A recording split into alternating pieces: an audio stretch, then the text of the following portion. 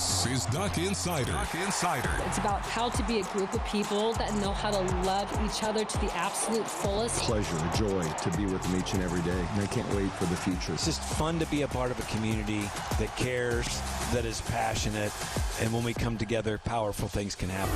This is Duck Insider on the Oregon Sports Network from Learfield, presented by OnPoint Community Credit Union. People are the point. Now let's go live to the Country Financial Studio to talk Oregon Duck Athletics. Ducks and Beavers coming up at Autzen Stadium. It is a noon kickoff on Big Ten Network. 10 a.m. pregame show for us across the Oregon Sports Network. After practice today inside the Mashofsky Center, I sat down with wide receivers coach Ross Douglas.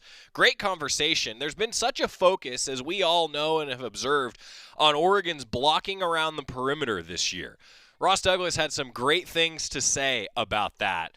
And I'll tell you, you're going to want to tune in for our network-wide pregame show that gets underway at 10 a.m. from Autzen. Noon kickoff, 12:01 official kickoff. You notice we always round to the top or the bottom of the hour. It's just easier to write kickoff times that way. But I can tell you, it is a 12:01 kickoff. So get in those seats at Autzen Stadium. Both marching bands will have the national anthem this week. Looking forward to a great day at Autzen Stadium with a noon kick against the Beavs. The Big Ten Network's tailgate is going to be here, a 90-minute pregame football show. It will originate from campus here in Eugene. It starts at 10 a.m. on Big Ten Network. For those of you that can't make it to Autzen, you'll be able to tune in for that starting at the same time as our Oregon Sports Network pregame show on Big Ten Network. It is located at the Autzen Stadium South Gate. So I know when you say like, oh, a show is going to be at Oregon, it's usually over in the Memorial Quad with the Lillis Business Complex, the big O in the background. This one is at the Autzen Stadium South Gate. Students, don't show up to the Memorial Quad.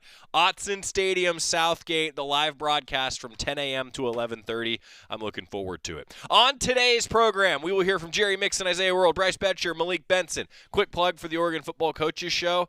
Bryce Betcher was outstanding last night on the Oregon Football Coaches Show. The Oregon Sports Network podcast, or go to the GoDucks YouTube, Oregon Football Facebook, wherever you want your on-demand Oregon Sports Network content. Look for the Oregon Football Coaches Show. Dan Lanning was great. I did ask him about the no penalties last night. I knocked on wood before I did it. And then Coach Lanning made sure to tell us that there was actually one that they saw on film that the referee didn't throw the flag for. So to Coach Lanning, I guess I maybe shouldn't have asked that question last night. Hopefully it'll be a no-penalty game for the Ducks here against the Beavs coming up. And speaking of the Beavers, the voice of Oregon State, Mike Parker. I sat down with him via Zoom, actually, a couple days ago. That highlights and kicks us off today as we get ready for Ducks Beavs conversation with our counterpart at Oregon State, Mike Parker.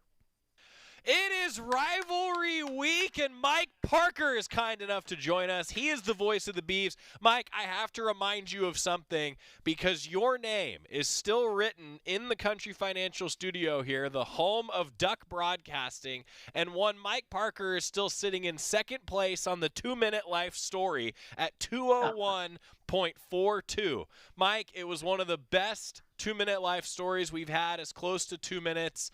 I just still want to just say, nice work, buddy.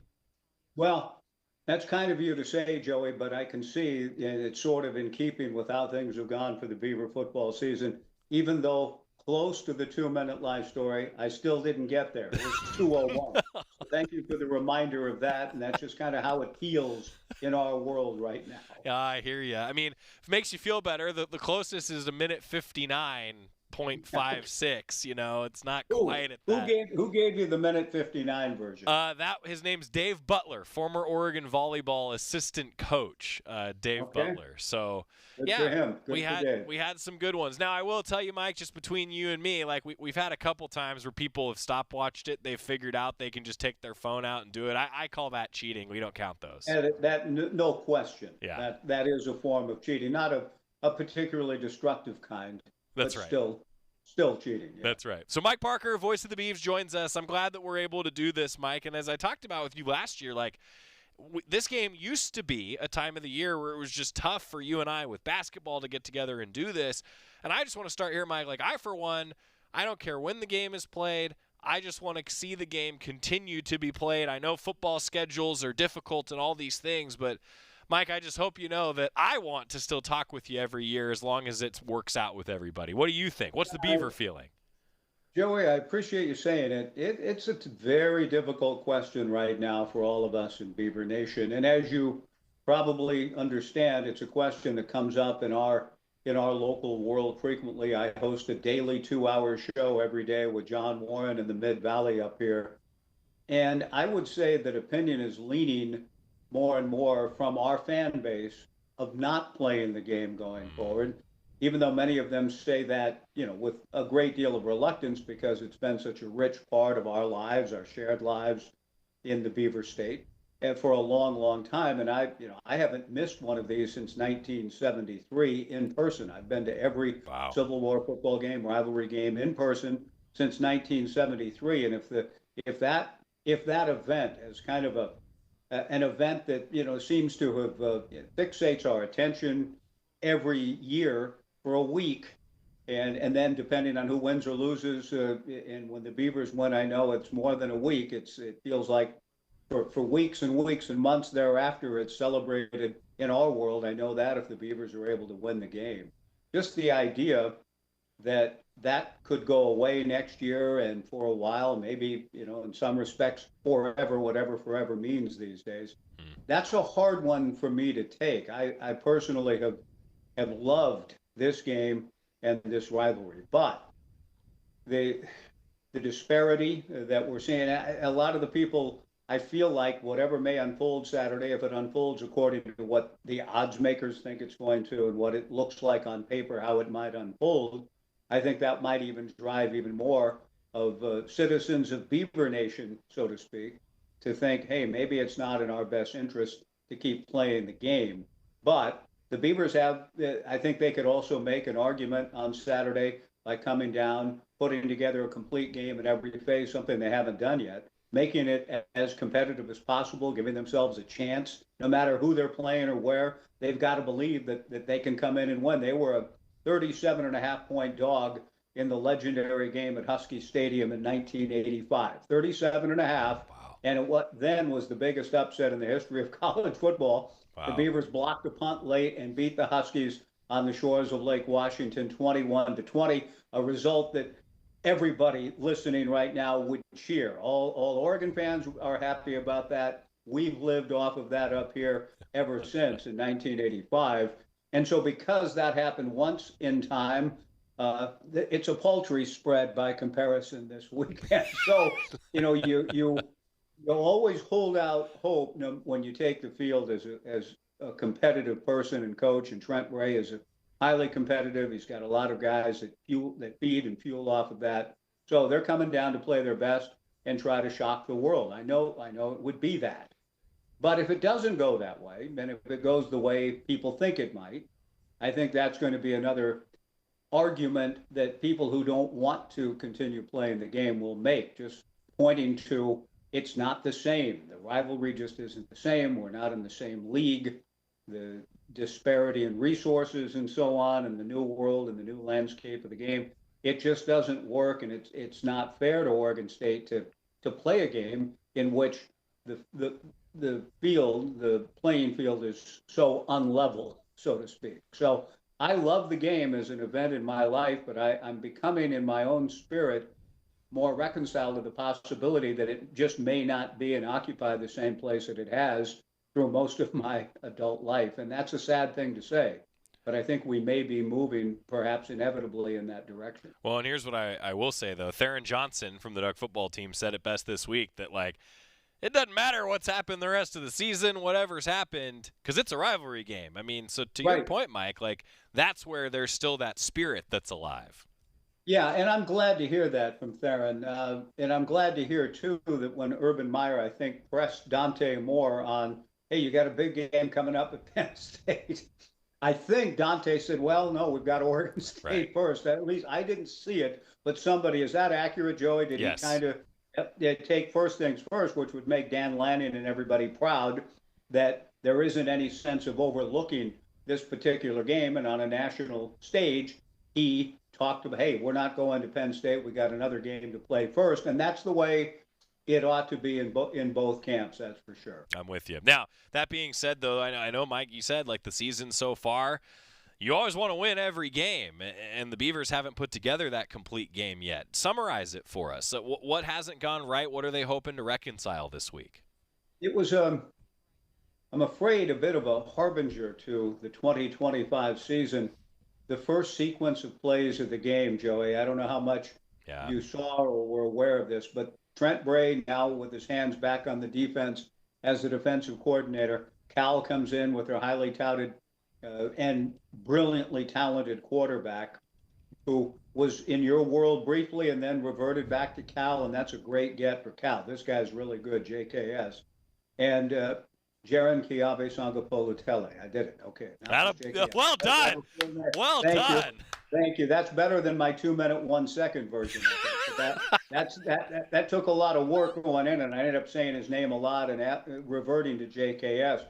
But on that first sequence, Brian Harsin, the new OC for Cal, and a good hire by Justin Wilcox, by the way. I think a very, very good hire. Astute. Brian knows offense very well. But those first 3 plays, they were a little conservative, and the Beavers stopped him on 3rd down. So it's a 3 and out. Trent Bray's defense against the run gets JKS and the Cal punting units out on the field. And just before the punt on a 3 and out to open the 2025 season, a miscommunication on the sideline. The Beavers had too many men on the field. The last defender didn't get off the field in time. Flag goes out. Beavers have the ball, but it's a first down via penalty on a 4th and 1.5 play. They get the first down for the illegal participation.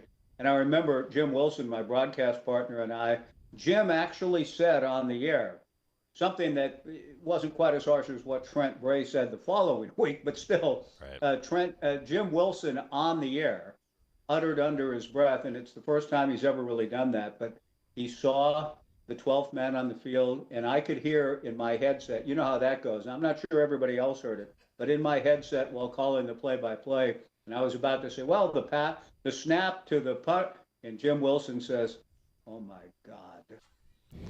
Yeah. Yeah. Oh, my God. It's not something I say on my broadcast really ever, and Jim hasn't either. But to me, Joey, that captured that game in that moment, that 3-word phrase, oh, my God, because instead of getting the 3 and out, you give the ball back to Cal. 2 plays later, they're in the end zone, and it's 7-0. And I feel like, in a sense, the Beavers have been fighting uphill from that moment on and haven't quite been able to get over that. That's Mike Parker, voice of the Beavs, our counterpart from Oregon State. We're going to take a timeout, come back, continue to talk Oregon State, noon kickoff at Autzen Stadium on Saturday. Coming back after this with Mike Parker on the Oregon Sports Network from Learfield. As a local community credit union founded by teachers, OnPoint is committed to supporting the students and faculty at the University of Oregon. And on game day, we're right there with you, on the field, in the bleachers, and in the classrooms.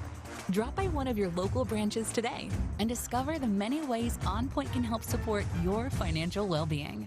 OnPoint Community Credit Union. People are the point. Federally insured by NCUA. Equal housing opportunity. We know you turn to the Duck Store for all your game day needs. And for students at the University of Oregon, it's even more. Class supplies, jobs, a seat on our board, a place to take a quick coffee break. Because we're your student-first, non-profit college store, every purchase you make directly supports the very community we serve. From working at our counters to studying in the classroom, from directing our stores to cheering in the stands, the people we serve, the students, are the very people who are the Duck Store. Your daily dose of Oregon athletics. This is Duck Insider from Learfield. You wanted to be cool, which led you to smoking, which led to a pack a day. Then you met that special someone, which led to starting a life with them, which led to wanting to live longer, which led to quitting. Then you heard you may be at risk for lung cancer, which led you to getting a low-dose CT scan. If you smoked, get scanned. Talk to your doctor and learn more at savedbythescan.org. Brought to you by the American Lung Association and the Ad Council. When your car is making a strange noise, no matter what it is, you can't just pretend it's not happening. That's an interesting sound. It's like your mental health. If you're struggling and feeling overwhelmed, it's important to do something about it. It can be as simple as talking to someone or just taking a deep, calming breath to ground yourself. Because once you start to address the problem, you can go so much further. The Huntsman Mental Health Institute and the Ad Council have resources available for you at loveyourmindtoday.org.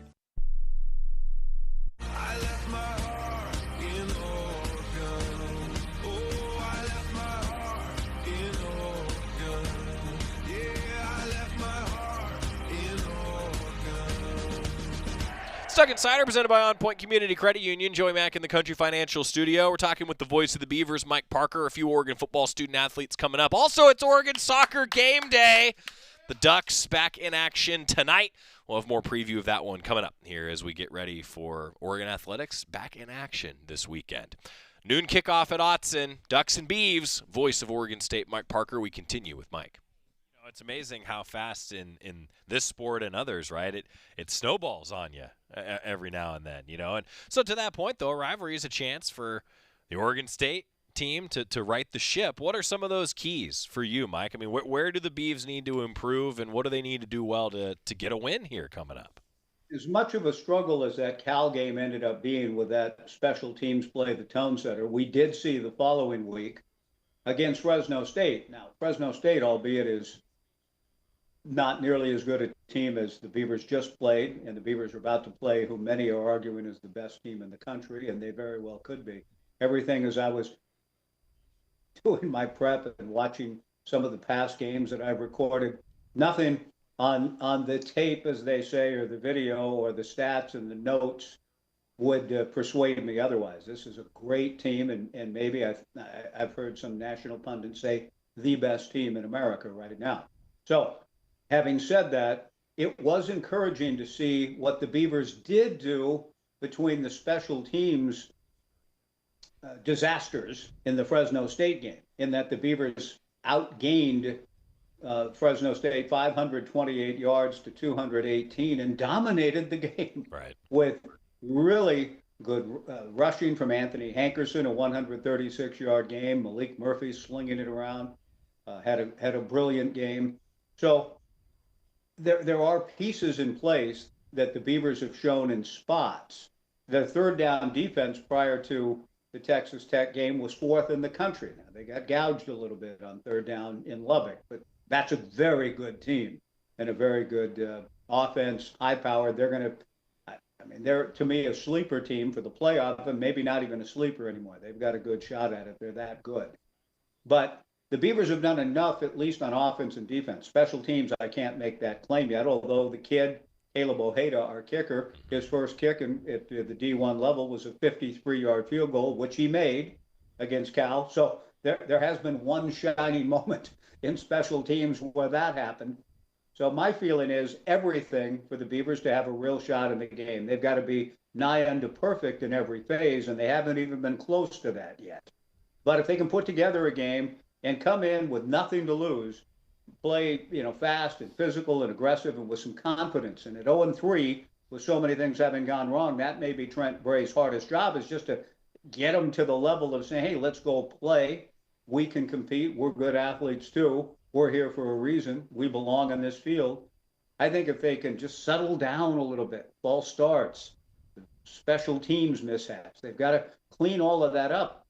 If they get closer to that by game time Saturday, I think it becomes a chance for the Bees to hang in, run the football with Hankerson. Malik Murphy has found some real, genuine, reliable targets in Trent Walker, in Taz Reddick, who had an 11-catch game against Fresno State. David Wells made a brilliant 56-yard reception on a play against Texas Tech in Lubbock. That's one of the better catches I've seen in recent years. So there are some pieces in place, but it's going to take them all fitting together and for kind of a perfect 60 minutes Saturday. But hey, that's why we're going to come and play it and see where it leads us. Well, to that point, there's been such a focus from the Oregon side this season on starting fast. Ducks have wanted to take the ball first.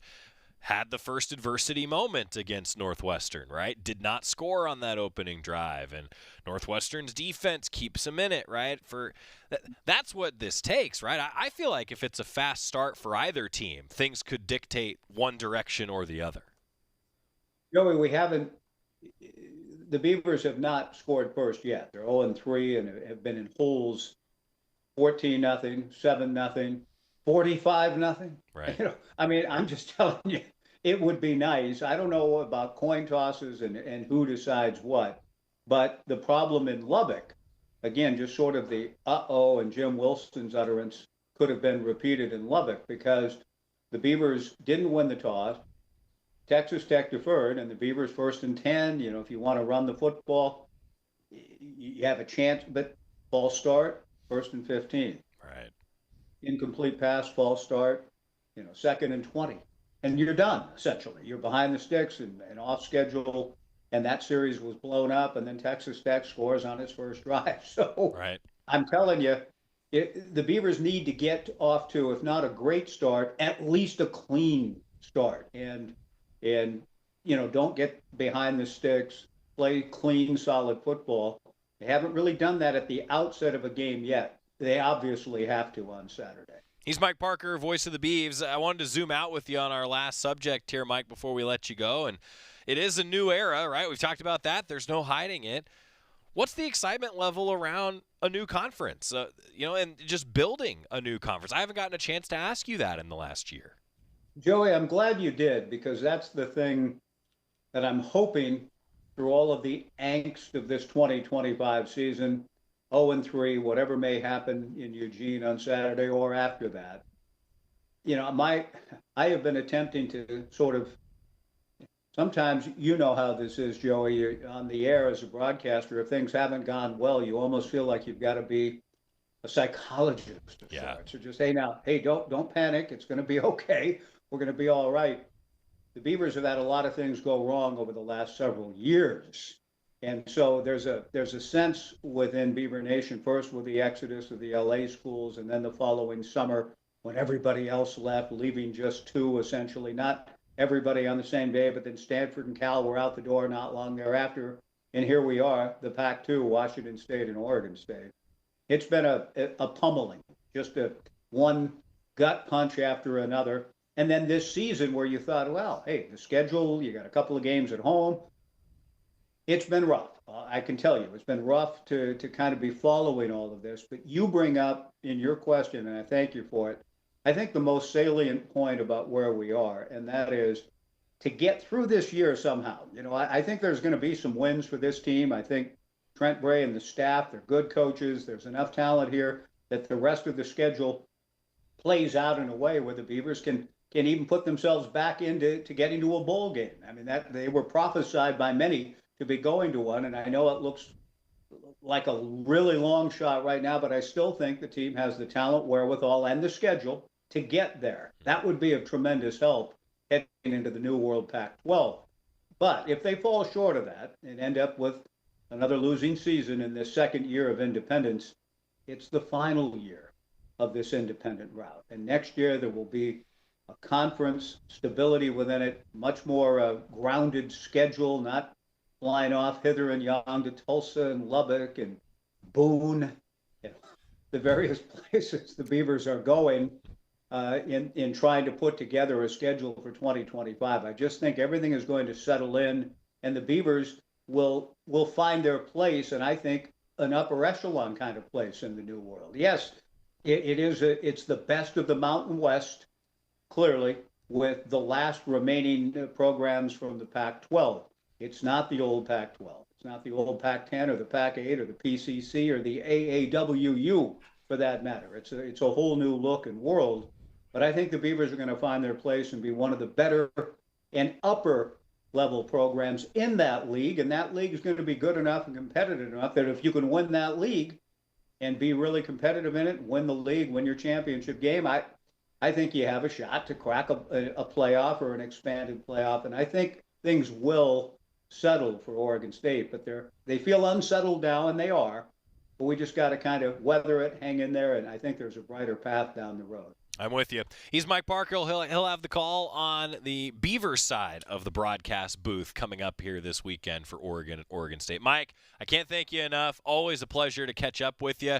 I'm glad that we get to do it again for some basketball and baseball coming up too. Same here, Joey. Great to talk to you. Always good to see you. Thanks for having me on. I appreciate it. That's Mike Parker, voice of the Beavs. Dave asking me a hard-hitting question that I'm going to have to think about. Favorite Civil War game that you have attended in your lifetime? Oh, man.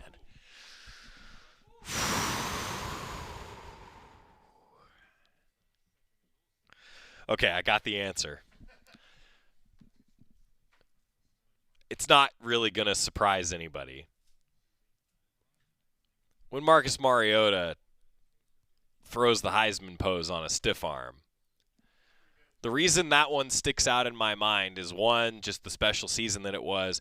Two, it is the coldest I have ever been in my life calling a football game. I was on the sidelines in Corvallis, coldest I've ever been. Like that bone-chilling wind cold. That one sticks out to me, Dave. Good question. Preview, though, maybe at the risk of giving it away. Let's just say you'll want to listen to Jerry Allen's Open on Saturday. Join us at 10 a.m. for the pregame show because Jerry and I talked about it today. We're taking a little walk down rivalry memory lane. When we come back, let's hear from Jerry Mixon. He's got 2 interceptions this year. Playing well in the passing game, and maybe he wants to improve in the run game. Back after this on the Oregon Sports Network from Learfield. Dear Truckin' Awesome, Toyota Tundra's got heart-pounding horsepower. Tacoma is one rugged ride, and the 4Runner is tough as nails. Truck yeah. Find yours at Toyota.com. Toyota, let's go places. As a local community credit union founded by teachers, OnPoint is committed to supporting the students and faculty at the University of Oregon. And on game day, we're right there with you, on the field, in the bleachers, and in the classrooms. Drop by one of your local branches today and discover the many ways OnPoint can help support your financial well-being. OnPoint Community Credit Union. People are the point. Federally insured by NCUA. Equal housing opportunity. Dear Truckin' Awesome, Toyota Tundra's got heart-pounding horsepower. Tacoma is one rugged ride, and the 4Runner is tough as nails. Truck yeah. Find yours at Toyota.com. Toyota, let's go places. Back to the Country Financial Studios in 60 seconds. This is Duck Insider from Learfield.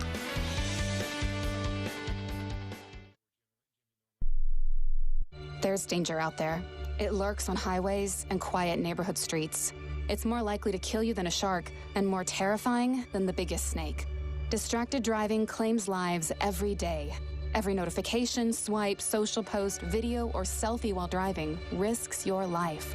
So while you might think public speaking or the zombie apocalypse is scary, what's really terrifying and even deadly is distracted driving. Eyes forward. Don't drive distracted. Brought to you by NHTSA and the Ad Council. We asked parents who adopted teens to share their journey. If you build a relationship, then it becomes easier. If you build trust, it becomes easier. As a parent, you want what's best for your child. To give them the love that a child needs is probably the best you can do for a teenager. Learn about adopting a teen from foster care. Visit adoptuskids.org to learn more. A message brought to you by Adopt US Kids, the U.S. Department of Health and Human Services, and the Ad Council.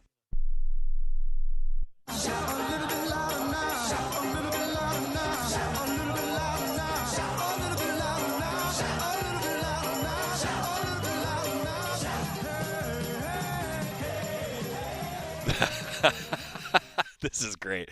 Dave says, Joey, I was going to college, and I attended the toilet bowl.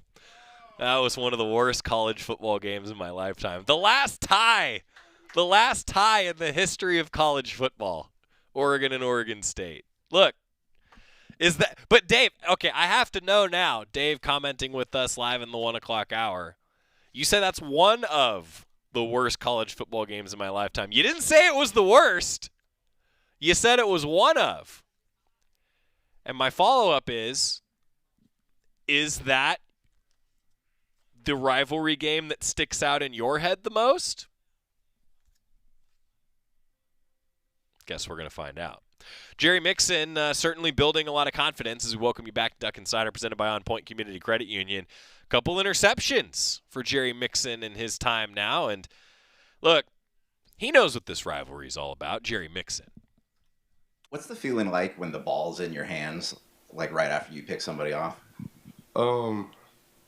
Just going back to my high school days of playing running back, I'm trying to make everybody miss and then score every time I get the ball. Jerry, what's this rivalry been like for you the past couple of years, and what are your expectations for Saturday?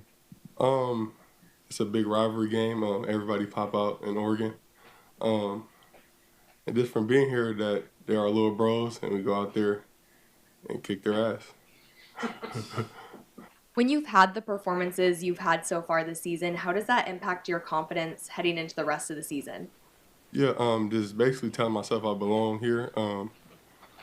When I first got here, not thinking I belong, just keep gradually growing and gaining more confidence as I make plays on the field. And that plays a big part of my confidence.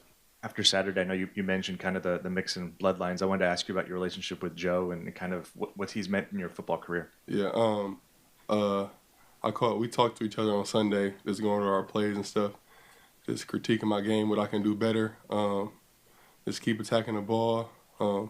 He helped me a lot. Like, when I go to Houston, I spend time with him, we talk about stuff. Then he just showed me what the NFL like, just give me confidence I can be there one day. Northwestern saw some success this weekend with the run game. What did you guys learn from that, and how can you guys improve? Just upholding the standard, whoever in the game, just using the difference, attack, strike, finish. Using our hands in the run game, like me specifically, using my hands more instead of trying to go around the block and make the play, use my hands. Yeah. Aaron was just in here saying that as DBs, they really like it when they have you kind of lurking over the middle in those cover one looks because they can play a little bit freer, a little looser because they know you're going to be there. How much do you like getting to be that kind of roamer over the middle where you can kind of evaluate things with your eyes and jump on those routes that you see? Yeah, it's big, like when we in man coverage and I'm just a free roamer in the middle. Just keep my eyes on the quarterback and just going back to my running back days, using my ball skills and trying to make the play. You talked a little bit about how you weren't super confident when you came here, and now you feel pretty good about yourself. What's the week-by-week process of hyping yourself up like? What do you do on and off the field? Just preparation first, just knowing our scheme, knowing what to do, and then watching their film and seeing what they like to do, what the quarterback like to throw. The hot boy, his favorite target, so just seeing that and making plays off that. And follow up again on your relationship with Joe. Are those Sunday conversations that like every Sunday your whole college career? Is that something new? And kind of what are you getting out of those? It's something new for sure. But he always critique my game. He always watching, see what I can do better. Just trying to help me develop my game, like what the running back sees, like what their play call is, how they want to hit it through the gaps and stuff like that. What were some things that you learned from Mike over your first 2 years, Jerry, so that when your time came like it is, that you're able to hit the ground running and do what you're doing right now? Yeah, this game, like 90% mental. He's like a geek, so he knows a lot of stuff that the offense want to do. Just basically football knowledge. I knew I had the physical traits, just out there, going out there mental and executing the call and seeing what the offense want to do. After Saturday's game, Dan said that fourth quarter maybe wasn't to the standard of Oregon and maybe the team lacked some killer instinct. How do you define the standard of Oregon for defense? Just being physical, downhill players, communicating, and all executing one call. Landon came from Georgia, so he knows what defense look like. So just upholding that standard that he preached to us every day. Dan said part of your effectiveness is there's plays that the opposing team don't think that you're going to be able to make, and you're kind of able to bait them and do it. Can you just kind of talk a little bit about how you use that and what's your kind of approach to being able to make those plays? Yeah, offense, they think linebackers not supposed to make plays in the first place, especially in coverage. So, just using that to bait them, acting like I don't see where they're trying to go, and then jump the route last second. Yeah, basically just using my instincts from offense, like what the quarterback read is and stuff like that. How much do you feel that relationship and the chemistry with Bryce be able to translate on the field in terms of you know he's going to be in the right position and that allows you to do what you need to do out there? Yeah, he communicates. He's a great player. Just knowing that we got the chemistry that we got, just playing on our sides. You guys are getting ready to go up against an Oregon State offensive line that's kind of had their fair share of issues, penalty-wise, things of that nature. But there are no slouches when it comes to wanting to air that ball out. What have you seen on film, and how do you feel you can capitalize on them wanting to get that ball through the air? The quarterbacks, I'm not going to tell you my secrets yet, but the quarterback, he got a very strong arm. He liked to find his favorite target. Intermediate routes, he's a big guy, look like Cam Newton out there. So, just trying to bait him and get my eyes on the read. With the no penalties in the game, Dan said obviously you get what you emphasize, but that hasn't happened in, I think, 25 years for this program. What goes into a no penalty game? How do you guys practice that? And do you get like an attaboy from the coaching staff after that one? Yeah. In practice, like if we get penalties, we got to do a lot of up downs after practice. So, people don't want to do up downs no more. So just going in the game, executing, playing a clean game. That's what he preached to us, always play a clean game. We shouldn't have penalties, and we go from there. Jerry Mixon meeting with the media. Hey, I want to shout out to Ian. He said he was at the Northwestern game. The in-venue audio was great. Just said that it was hard to hear with all the pumped-in crowd noise. Man, I got to tell you, every time Dusty Hara turned on his mic, it was like, it was loud. No doubt about it. Coach Lanning said it post-game. It was loud. Ian, thanks for tuning in. Glad to hear that it worked on the road. GoDucks.com/in-venue audio. We're back at it again. Truthfully, all of you who have used it, it's actually led to a bunch of data that we're collecting about cell signal at Autzen Stadium, why there are certain dead zones. I actually just got the report back yesterday about where the dead zones are in Autzen and maybe what we can do about it. And that's because of the consistency of connection with the GoDucks.com/in-venue audio. So not only do you get to listen to Jerry, Jorgie, Dusty, me, everybody else on the call, you might help us improve cell signal at Autzen. When we come back, Isaiah World, Bryce Betcher, Malik Benson, that's on the horizon as the Ducks get ready for the Beavs here on the Oregon Sports Network from Learfield. As a local community credit union founded by teachers, OnPoint is committed to supporting the students and faculty at the University of Oregon. And on game day, we're right there with you, on the field, in the bleachers, and in the classrooms. Drop by one of your local branches today and discover the many ways OnPoint can help support your financial well-being. OnPoint Community Credit Union. People are the point. Federally insured by NCUA. Equal housing opportunity. When life blindsides you with an injury, you need a team that's tough. For over 30 years, Morgan & Morgan has been fighting for the people. This season, we're proud to partner with Oregon Athletics. Because whether it's on the field or in the courtroom, we're both determined to do what it takes to win.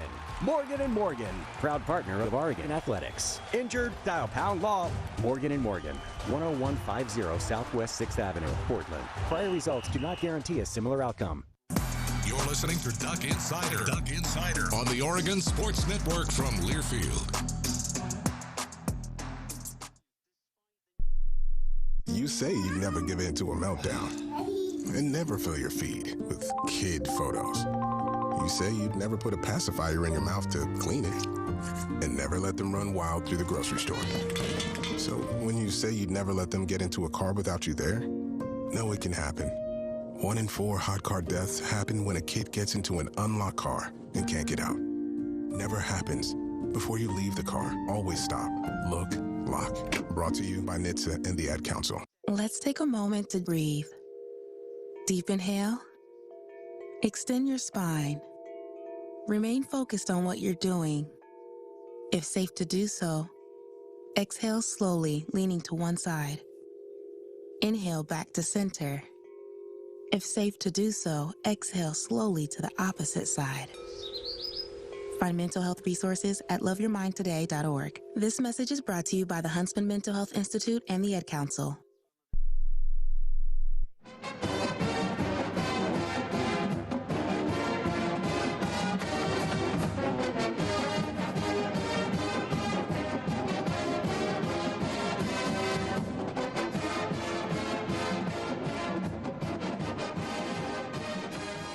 Stuck Insider, presented by OnPoint Community Credit Union. Joey Mack here in the Country Financial Studio. Isaiah World, Bryce Betcher, Malik Benson all met with the media this week. Let's go into the trenches. Isaiah World on the offensive line, where the Ducks have hit the ground running with a few new faces, including Isaiah World.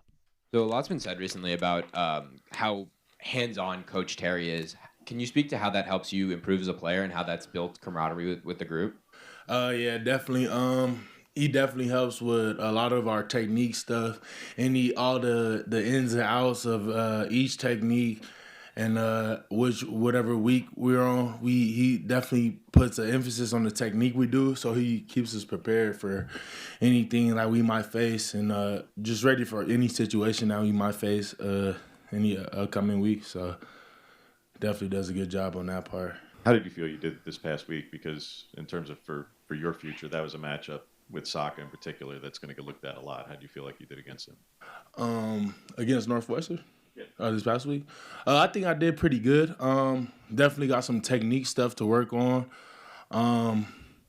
Definitely was a lot of communication that we have to work on. We did a all right job. I know Coach Landon talked about the speakers, and it definitely kind of messed us up a little bit as far as our communication. But I think we just got to clean up our hands and just the little technique stuff, and just be better and locked in on any assignment that we have, and just continuing to move forward with the same mindset and not plateauing, They outgained you guys by 2 yards on the ground, but as the O-line, do you guys take that personally and feel like that's motivation for us and for our unit throughout this next week of practices?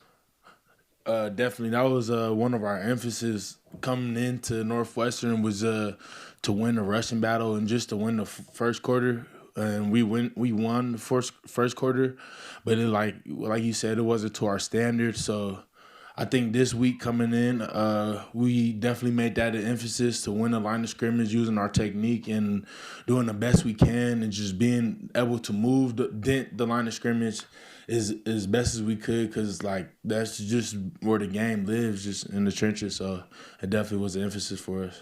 After the Oklahoma State game, Coach Dan Lanning, he talked about cleaning up some of the details, specifically some penalties on the offensive line. You guys had no penalties in this past game. What does that say about the discipline of the team, as well as how you guys are buying into what he's telling you guys? Yeah, definitely. Like you said, each week we have a new emphasis, and we have something to clean up and work on. And coming out of that Montana State week, we definitely had a lot of penalties, and Oklahoma State we had way more penalties than we should have had. But just going into the mindset and looking over the film and having a next play mindset or a flash stick mindset, as we say in the online room, and just focusing on where our feet at and the next play ahead. When you guys say you are working on technique in practice that week, what does that mean exactly for you guys? Is that pad level? Is that being explosive with your hands? What technique are you trying to focus on to get better in the run game? We focus on everything, but I think what's been our Achilles heel is the movement, because that's what teams usually try to do. They try to game us up front because of how much size we got up front. So we work on just staying inside out and being able to protect ourselves against different movements and stunts. We definitely had wide hands this past week, so we're working on our hand placement as far as being inside, because a lot of the times we were kind of had our hands were a little wonky, so we do different drills in the morning to we warm our hands up using the med ball, different line games, as we go, we have the first five, and we go do our line games, and we just treat it like a game and just going through and taking our footwork, making sure our hands is right, and if it's something that needs to be cleaned up, we go through and clean it up, and just making sure we're looking over all the films so we prepare for the looks. The line games is something I've noticed a lot on film from those other teams, especially in the pass protection. How are you able to find that chemistry with guys like E-Man and Poncho when you've only been here for, however many months with them, but to be able to pass those off and work those correctly? Definitely. Like I said earlier, communication is a big part of our game, and Poncho and E-Man, we do a good job. They definitely got some good mindsets. I think they have one of the top mindsets in the online room, as far as how they treat the game and their intensity to each day in practice or even each drill. They just bring it, and that definitely helps me to be able to work on my craft, because just looking at them and how they work, it motivates me, you know. So just being on the same page with them and being able to just to understand each other. 'Cause I think we have the best chemistry in the country as far as the O-line. So just staying consistent with them, being able to bond on and off the field, is just little stuff like that helps us. You talked about them trying to move you guys around to take advantage of your size. Is that the most challenging thing, being your size? Like what's the hardest thing of being 6'8" and an offensive lineman? Like what do you have to overcome to be effective? Definitely, it's just saying that people who are shorter, they have natural leverage. So it's just being able to get in the fit and just staying low, because it's just in all line play, all offense and defense, you want to have like great leverage when we're coming out of our blocks, and so we can maintain our fits like throughout the block, so we don't fall off or anything, or we don't get snatched a certain way. So I think it's just being able to emphasize playing lower and moving with fast feet. And we do a lot of strength training with Coach Love to help us with different stuff and like being stronger when we're playing lower. So I definitely give credit to Coach Love and all the training that Coach Terry has us doing as far as like our footwork and playing with inside hands. But you guys obviously have a lot of chemistry within the O-line room, but how do you find the chemistry with the tight ends and the running backs to be able to, work blocking assignments with them once you guys get to the second level? Because you're not, working with them every day like that. We, even though we're not working every day, we do as best as we can to make sure we're on the same page, whether that's the tight ends coming in. We do unit meetings, and then we have protection meetings as well. So anything that needs to get ironed out as far as like protection and who we're blocking in our scheme, we tighten that up during the meetings when we do meet. And even outside of the meetings, we usually have a tight bond with the tight ends anyway, because they're just basically an extension of us. So we have a good communication with them, especially the tackles. So we do a lot of work with them, like during the drills. We work different double team blocks, like triples and C's, just so we can see how it feels during the look. But yeah, we even though they're an extensions of us, we still treat them like they're one of us. So just make sure they're all on the same page. Isaiah World talking offensive line as the Ducks get ready to face the Beavers at Autzen Stadium. Timeout. When we return, Malik Benson, Oregon wide receiver, speed off the charts. Talking about that and a few other subjects next on the Oregon Sports Network from Learfield. At Shadow Hills Country Club, we're more than just an award-winning golf course and practice facility. Our events team offers all-inclusive event pricing that allows us to take care of all the details while you enjoy your event. Our indoor and outdoor venues offer you a wide variety of fully staffed options that put the focus on you. From weddings to business and social events, at Shadow Hills Country Club Events Center, you get the benefits of a resort atmosphere and amenities in a peaceful country setting, just minutes from downtown Eugene. Call for a tour today or visit shadowhillsevents.com. Hey Duck fans, at Country Financial, they make insurance easy. Whether you're shopping for home, auto, or more, their representatives will take the time to understand your specific needs and explain what options work best for you. Worry less and feel more confident knowing you're covered. Visit countryfinancial.com to get started today. Experience more with Country Financial. Auto and home insurance policies issued by Country Mutual Insurance Company, Country Preferred Insurance Company, and Country Casualty Insurance Company, Bloomington, Illinois. Don't go anywhere. Duck Insider continues after these messages on the Oregon Sports Network from Learfield. Put your phone on D&D. That means that do not disturb when you're driving. And when you're going from point A to B, I need you to stay safe, please, so always sing with me. So put your phone on D&D. That means that do not disturb when you're driving. And when you're going from point A to B, I need you to stay safe, please, so always remember this beat. Don't drive distracted. A message brought to you by the National Highway Traffic Safety Administration, Project Yellow Light, and the Ad Council. We asked parents who adopted teens to share their journey. When I met both of them, it was like my missing pieces were found. Like it was just like an instant, these are my kids. If you're considering adopting a teen, just do it. Kids need families. I don't care the age, everybody deserves a family. Learn about adopting a teen from foster care. Visit adoptuskids.org to learn more. A message brought to you by Adopt US Kids, the U.S. Department of Health and Human Services, and the Ad Council.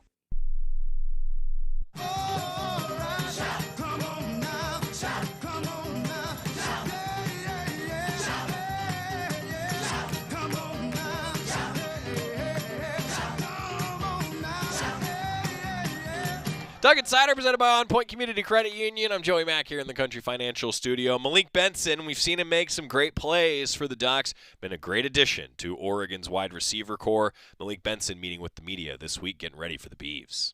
Coming into this rivalry game fresh, I'm just curious what you've learned from some of your teammates, guys like Bryce and people who have been around it before.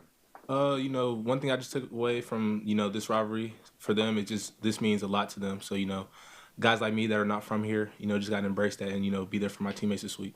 I've heard a lot about the nickname Leak the Freak. Is that something that started here, or is that something that came with you through colleges? That's just my PlayStation username. Oh, okay. Yeah. If you could just get into the beginning of your journey in the league in terms of just how you ended up where you did at the jump, how you end up in JUCO, and how you navigated over the last couple of years to go from one spot to the next. In high school, I didn't really take, classes serious. So I had to go to junior college just because of grades and things like that. But, I promised my mother, having to go to junior college, I would work on, doing my school so I knew my talent, could take me somewhere. And, coming out of JUCO, went to the University of Alabama with Nick Saban. He ended up retiring, things like that. So I just felt like it was best to, move on from that program. And then, last year at Florida State, I thought that would have been, my last year of eligibility. And then after the season, I got a call basically saying that my 2 years of eligibility could possibly be granted back to me just because of the JUCO rule. So just knowing my relationship with Coach Lanning and just the staff, I feel like this was the best opportunity for me. Like, I want to go back to what you first said, just kind of embracing the rivalry. How do you personally do that? How do you make sure that throughout this week you find ways to embrace the rivalry and kind of get into it, into the spirit of the game ahead of this Saturday? Just one thing, with games like this, you can't, be too high, too low. It's a rivalry game. So records really don't matter. I've been in college football and played in, some really good rivalries. So records coming in really don't matter. But just knowing, that this means a lot to the people of this state, this means a lot to everyone that's poured into this organization. So just knowing, there's a target, on this game, things like that. So just telling my teammates that this is really bigger than us, but also telling them that this is just another opponent on the schedule. Don't, get too high, get too low on it. What would you say are just some of the main reasons why do you feel like you found success here so far this season? First, I would say, my Lord and Jesus Savior Christ. Just honestly getting into the Word and knowing that my confidence comes through Him, and knowing that no matter, judged by whoever, highs and lows, just always turn on to Him, and, just knowing that He has me and He's really all that matters. But also having, just the staff and teammates that I have that, pick me up knowing, I came from a 2-10 team. So, it was kind of a hard transition just because, a year that confidence gets low and things like that. But, just being here, I just had to lean on my teammates and the Lord. Following up to what you just said there, you mentioned kind of confidence get lowered playing where you were before. What's the first 3 weeks been like for you where you're leading the team in all these receiving stats and been very productive each week? Just really just a blessing. But honestly, just doing what I can, just for this team to be successful. No matter if I lead the team in receiving yards, anything, I just, want to come out with a win at the end of the day, no matter how it has to get done.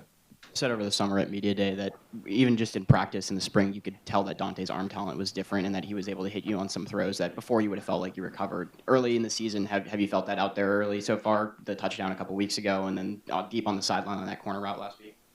Oh, yeah, so that corner route, that for sure was one where I was like, that was great ball placement. Because if you see, he really layered that throw. There was a linebacker. And that was just one of the ones, like, with Dante, no matter if you're the backside, you have to always think that, you're getting the ball. But when I realized, to that point, his arm is unbelievable, was that catch I had versus Oklahoma State.